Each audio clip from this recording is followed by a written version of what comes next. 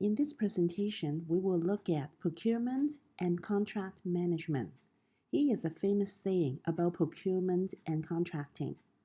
When there is a negotiation, there is a hope for agreement. Before we start, I will first introduce myself.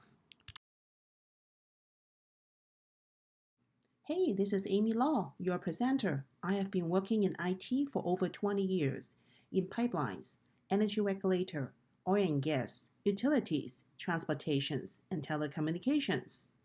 I have managed projects for over 15 years in IT applications and infrastructure, system and data migration, cybersecurity, ECM, SAP, process improvement, and office facilities. In terms of education, I completed bachelor and master in computer science from the University of Calgary. I received my PMP in 2006. I also completed certifications in project management, change management, ISO 27001, Information Security Management System, and ITIL. The planned purchases and acquisitions is the process to determine what to buy, when to buy, and how to buy. In the planned purchases and acquisitions, we input the enterprise environmental factors, project scope statement, WBS, and project management plan. We use the buy or build analysis, expert judgment, and contract types. We will obtain the procurement management plan, statement of work, decision to either buy or build, and request the changes as the outputs. Here is a sequential process for the planned purchases and acquisitions.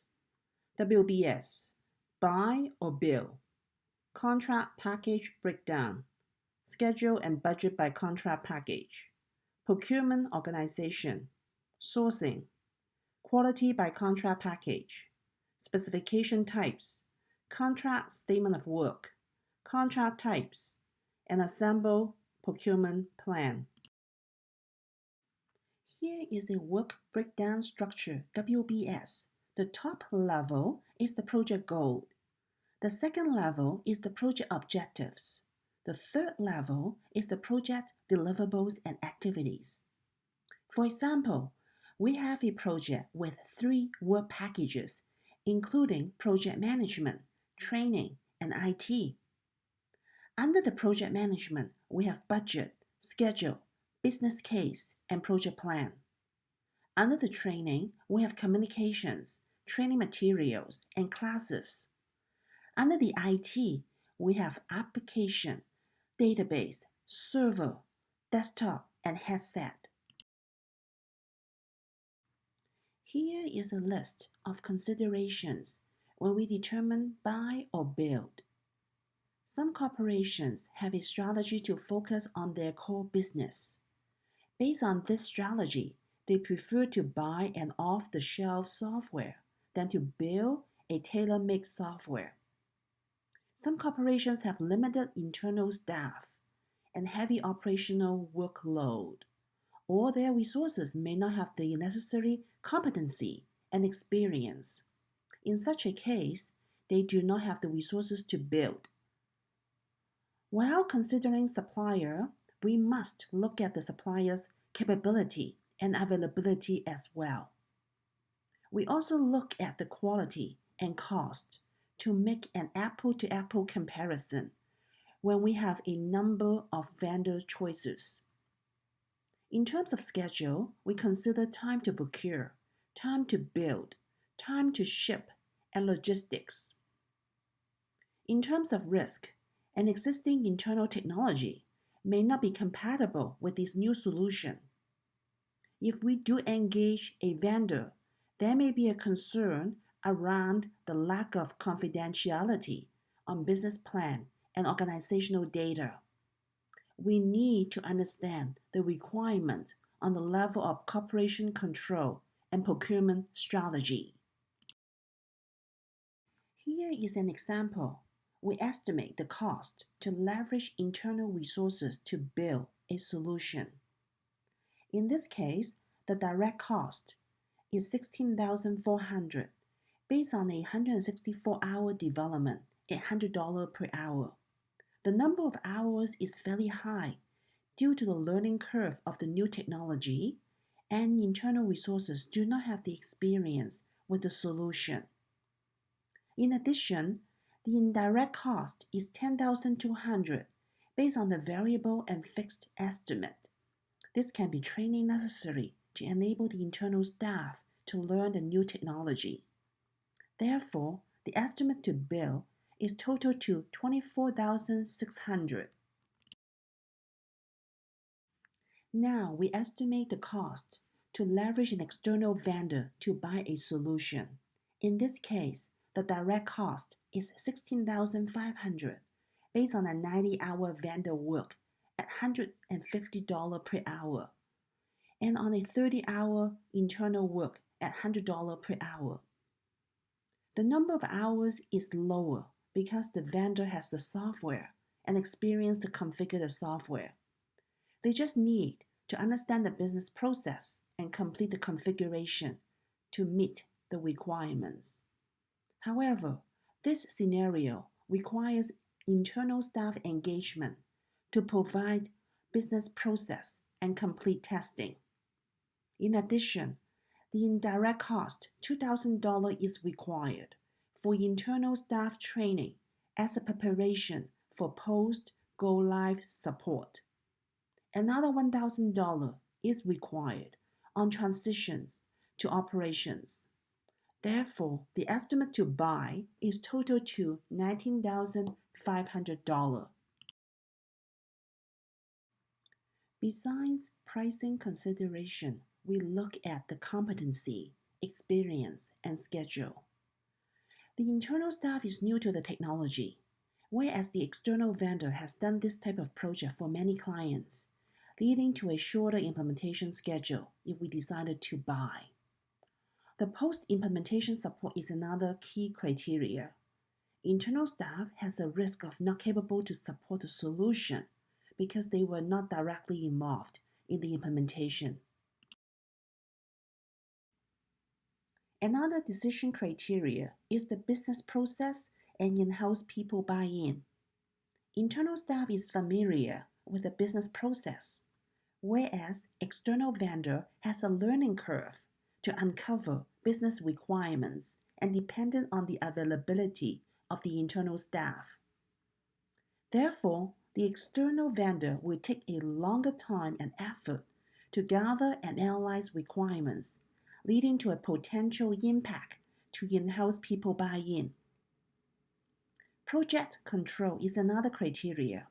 If we bill, it is easier to control scope changes with internal staff, whereas external vendor requires formal procurement change request and approval. Finally, an external vendor has a risk of bankruptcy if they are not financially stable. Therefore, it is important to ensure vendor financial stability during the sourcing and evaluation. Based on the WBS, we will create a contract package breakdown. We first identify a number for each contract package. For example, we have number 1 for internal staff, 2 for external vendor, 3 for hardware, and 4 for software development. To create a contract package breakdown, we assign a number to each element based on their contract package. So we have A1 for internal project management and B1 for internal work related to training. We have A2 for external project management and B2 for external work related to training. We have C3 for IT hardware and C4 for IT software development. Here is a contract package breakdown. We arrange the elements based on the contract package and their number. 1 is internal, 2 is external, 3 is hardware, and 4 is software. This enables a visual of deliverables and activities under each contract package. Schedule has to be associated to contract package. We need to identify a critical path to determine the longest distance between the start date and finish date, including activities and duration. Once the critical path is determined, you will have a clear picture of the project schedule. In this example, we have identified a duration for each work element. We need to look at the dependency of these elements in order to determine the critical path. Here are the duration dependency. Finish to start is a logical relationship in which a successor activity cannot start until a predecessor activity has finished. This is considered a natural dependency. Start to start is a logical relationship in which a successor activity cannot start until a predecessor activity has started. Start to finished is a logical relationship in which a successor activity cannot finish until a predecessor activity has started. Finish to finished is a logical relationship in which a successor activity cannot finish until a predecessor activity has finished. Budget has to be associated to contract package. We aggregate individual element cost. In this example, we sum up the individual element cost so that we have the contract package cost. For example, we have $8,000 for internal, $20,000 for external, $10,000 for hardware purchase, and $8,000 for software development. And the overall project cost is total to $46,000. It is important to understand who has the authority to budget approval. If there is no budget authority, the project needs to define a budget approval policy. Cost control is the most effective before it is spent. We have two types of procurement organization, centralized and decentralized. In a centralized procurement organization, procurement manager is in control. This is great for similar work and projects. And this is more economic to leverage a specialized buyer. This facilitates management control through standard procedures and reduced duplication. Therefore, sellers can call a single point of contact for follow-up to establish a positive working relationship. In a decentralized procurement organization, project manager is in control. This is great for unique project and tailors to project requirements. The next step is to search for vendors, also known as sourcing. We start with a long list of vendors. We first look at the vendors we know. In some cases, we search in trade shows. In some other cases, we ask people who have had similar projects. It is important to collect information about the vendor through their website, their competitor's website, Google, and even Yellow Page. We typically result in a short list at the end. Then we define quality by the contract package. We create a project quality plan in which we include quality plan by contract package. The quality requirement is as important as the project requirement. We have three types of specifications, including detailed design, functional, and performance. Detailed design specification is based on quantitative and physical description. For information technology, brand name like Apple MacBook, iPhone, and iPad, catalog items is an example of detailed design specification. For construction, sample paint color, lumber grade for cabinet, and blueprint drawings for a house are examples of detailed design specifications. Functional specification describes end usage, intended purpose, and system function. Accounts payable and receivable system is an example of the functional specification. Performance specification is more detailed than functional. It specifies measurable capabilities, quantity of the function, capacity, and speed, like service level agreement, response time, and resolution time. Contract statement of work is a product description to answer what are we buying? It is also known as Statement of Requirements, SOR. It is a narrative description on work to be accomplished and resources to be supplied. It must have sufficient detail and it has to be clear, concise, and complete. We have 4 contract types, including fixed price, unit price, performance, and cost reimbursable contract. The contract type reflects payment method. The fixed price contract is cost driven. As such, contract price does not depend on actual cost. Price can change only if there is a formal approval on scope change. The fixed price contract is typically used when the scope is well defined and included in a response to RFQ, RFP. The fixed price contract is great because you know the price before committing. Cost control is easy and usually work done faster without a risk of scope creep. However, the contingency may be excessive. It will be costly to make any changes, and it has a high bidding cost, which may lead to disqualify some vendors. Last but not least, seller may cut corners on quality. If your project will use fixed pricing, you must focus on the details of solicitation package, quality control, and avoid changes. The unit price contract depends on the actual quantity of goods or services. This is typically used when the type of work and quality is known, but quantity unknown. Depending on the actual quantity, the unit price has a scale. The contract price is the actual quantity times the unit price. The unit price contract is great because buyer controls the quantity of work and set the competitive pricing.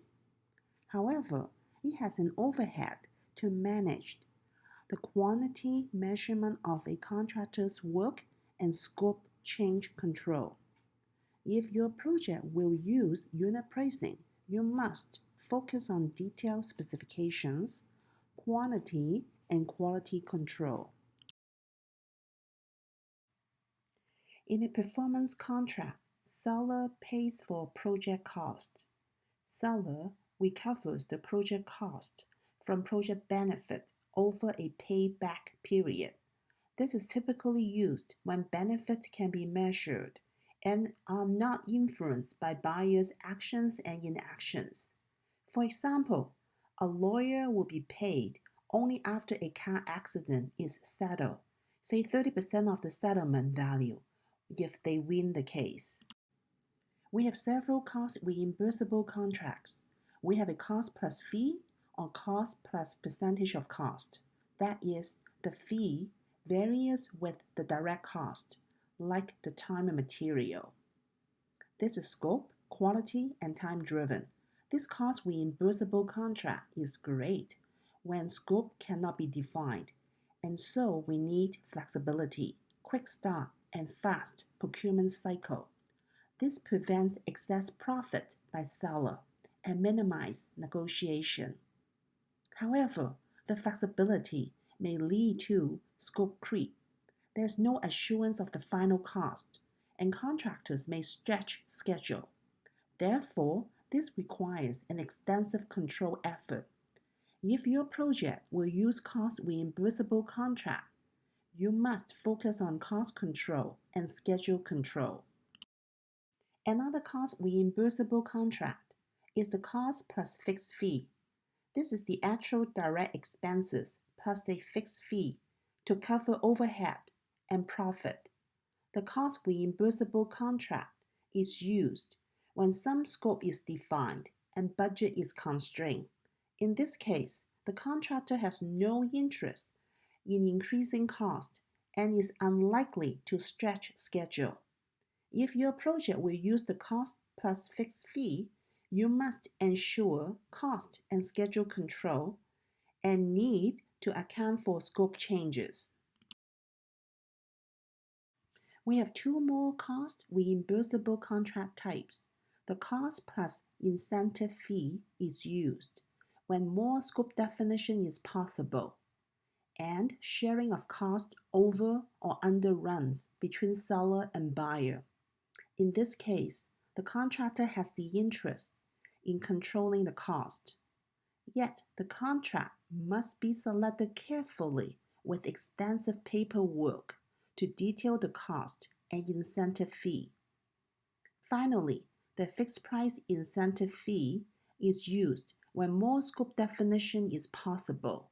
This is specifically used when the project has a ceiling or maximum price.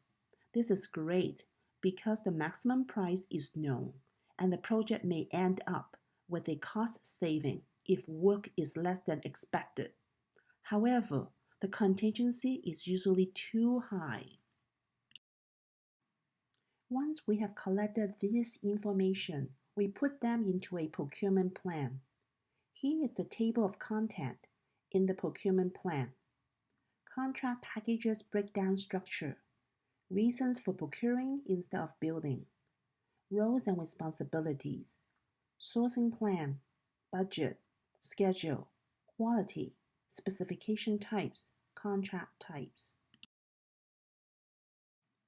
Plan for request seller's response process and plan for select seller's process.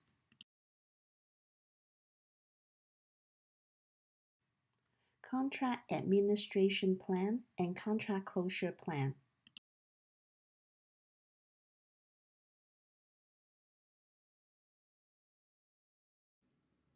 Thank you very much for your time. Please contact me for additional project management templates and samples. Here's my contact information.